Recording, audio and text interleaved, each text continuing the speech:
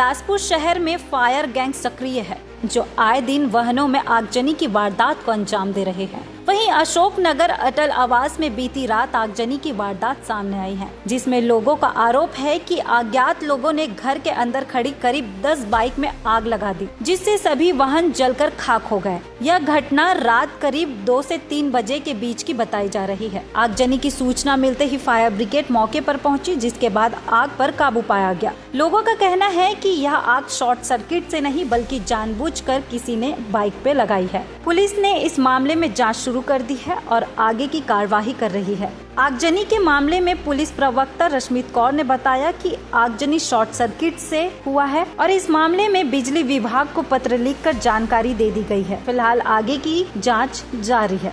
सरकंडा थाने से ये सूचना प्राप्त हुई है कि खमतरई अटल आवास एरिया में कुछ गाड़ियों में आग लग गई है शॉर्ट सर्किट की वजह से। इसमें आगजनी का अपराध कायम किया गया है और बिजली विभाग को पत्राचार किया जा रहा है। आगे जैसी भी जांच में जो भी तथ्य पाए जाएंगे उस पर अग्रिम कार्यवाही की जाएगी। सीजी भास्कर के लिए बिलासपुर से जिया खान की रिपोर्ट।